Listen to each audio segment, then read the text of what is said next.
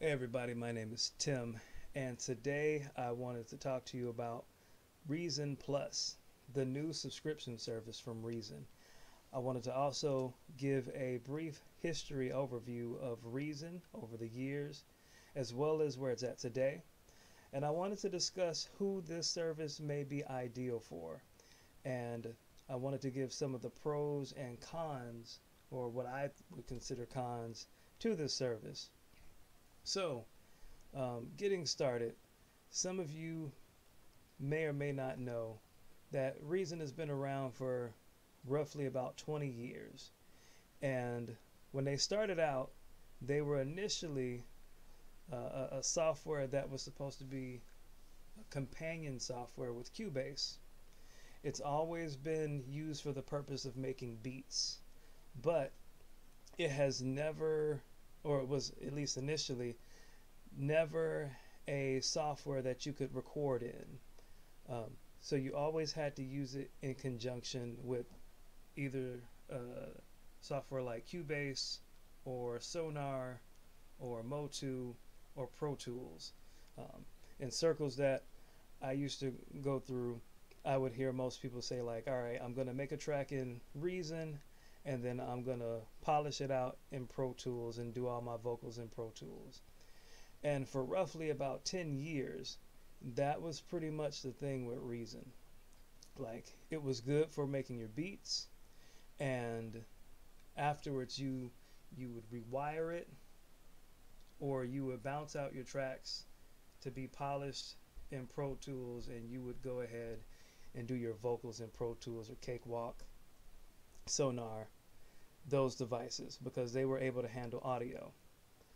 And so again, that was how most people used Reason for the first 10 years of its existence. They would always use it in conjunction with another DAW. Going into about Reason 6 in 2011, they finally gave you the ability to record audio natively inside the DAW. That was a big deal. Then you had a lot of updates over the years that were kind of hit or miss.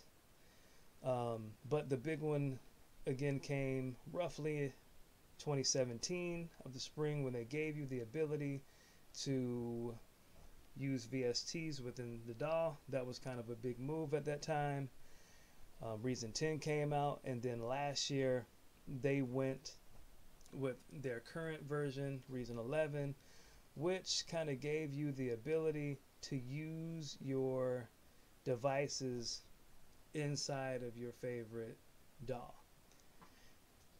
And so that's where we are now. We're still currently on Reason 11, and the biggest appeal for a lot of people with Reason 11 is that you can use it with another DAW. And I don't think this is bad. I actually think for Reason as a company, knowing their history, this is a return to form for them. I would see a lot of musicians or a lot of beat makers and producers use Reason with Rewire, and it hugely, for a lot of people, they always had some sort of hiccups or issues with Rewire, using the two DAWs together.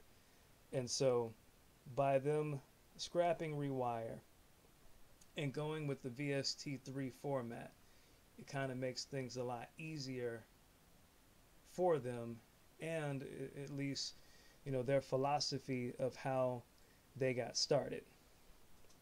Now, within the past month or so, they have decided to go the subscription route. And I think it's, for all intents and purposes, I think it's a pretty good deal. Your first month is free. You can cancel at any time, and it's $20 a month. And so I think this is good for people who may not have access to a lot of money. So if you don't have a lot of money on hand, you pay $20 a month, and you get to use the product, you get to use their stuff, and if you don't like it, you can cancel it out, and you get a 30-day trial for free.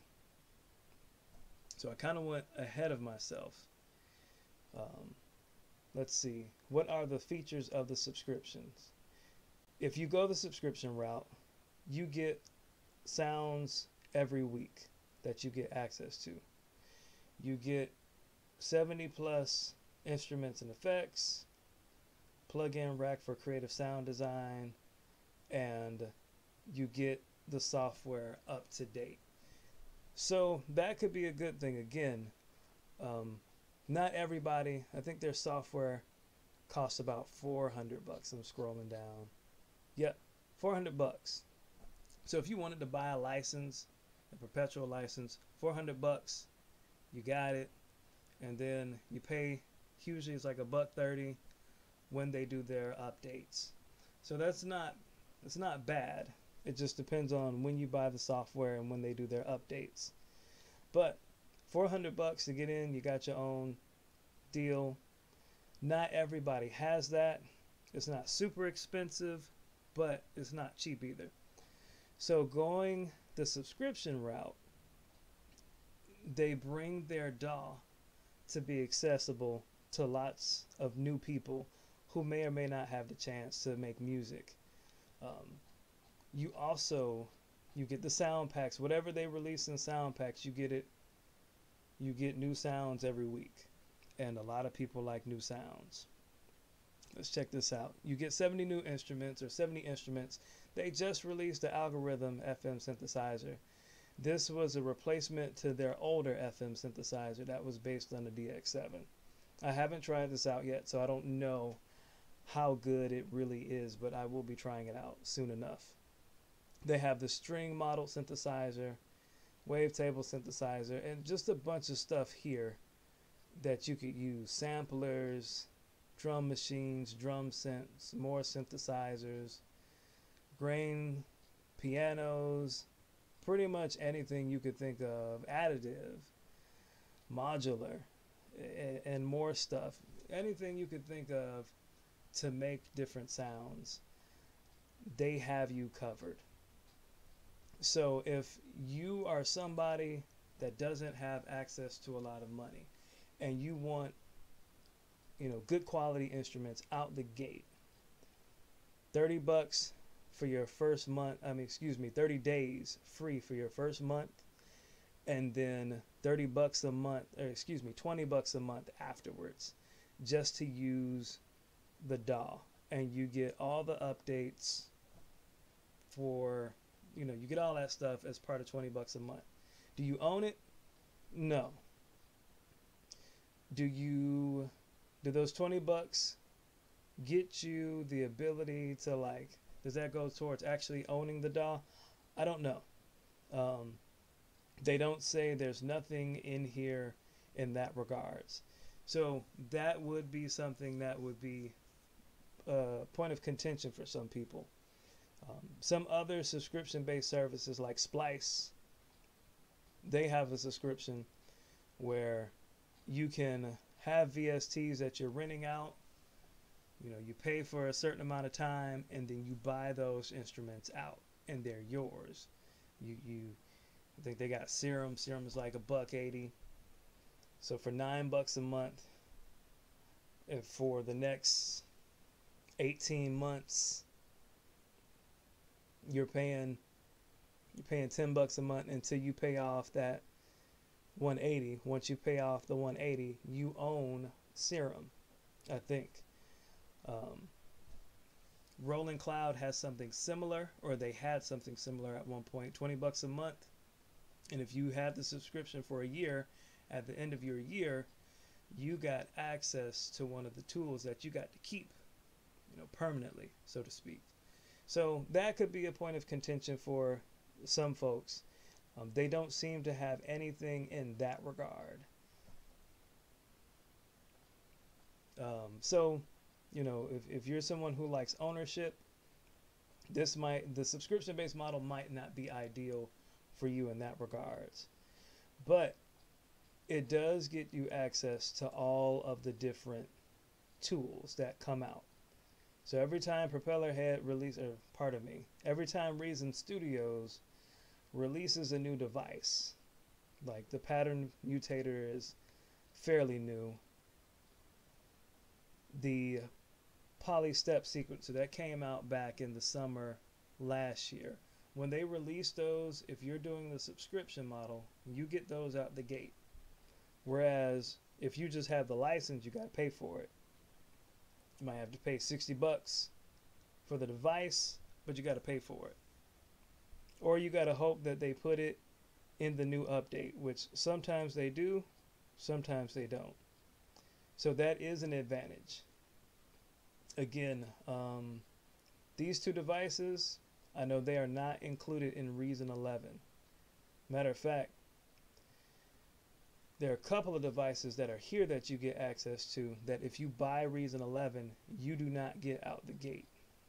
Let's see. 1, 2, Algorithm, Friction, and Scenic. These 2, 3, 4, 5, 6, 7, 8, 9, 10. Those 10 devices do not come stock in Reason 11. So having the subscription-based model would be good in that case.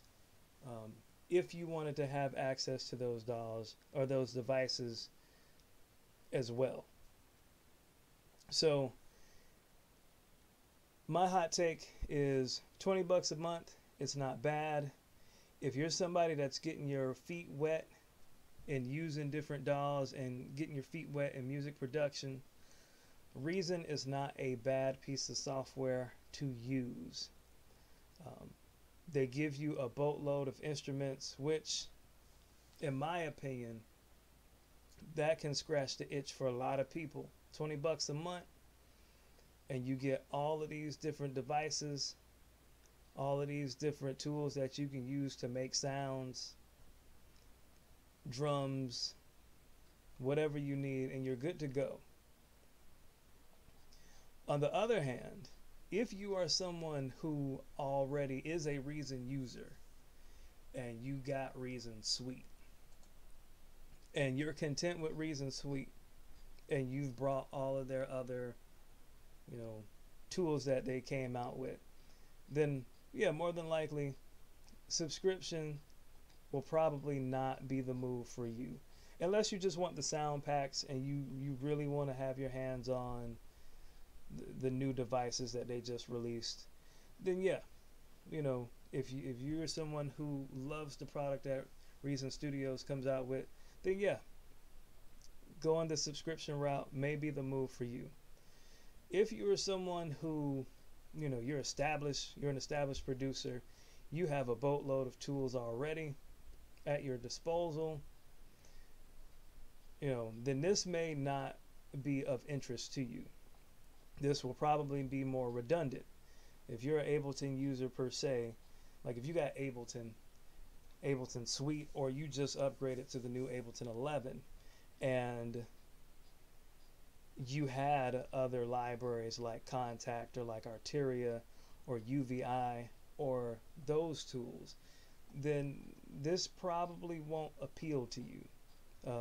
Again, a lot of what's here may be redundant because you can accomplish a lot of what they provide instrument-wise on the tools that you already have. So it would not be the move for you. Again, if you are someone who you're starting out and you don't have a lot at your disposal, then it could be worth it. Or if you're someone who you just want to try out some of the new instruments, Algorithm, Friction is supposed to be nice. Never played with it, but doing the string model thing, it's supposed to be pretty good. A lot of people like it. If you're curious about those instruments and those sounds, or you got a project that you're working on for different things and you don't necessarily want to dump out a whole lot of money for some of the more expensive libraries, or you're strapped for cash and on a budget, but you have to meet a deadline, $20 a month to get your hands on a few of these devices where you can do some sound design and make your own sounds and create a different library, or score a piece for a film score, soundtrack, or whatever, and you just want that piece, then this could be the move for you. And again, your first month is free. $20 a month after that. It's a good deal. So that's all I got for today in terms of the Reason Plus move and the subscription-based model that they're now going with. Let me know in the comment sections what your thoughts are and what you have decided to do, and yeah, what you think about Reason in general. All right.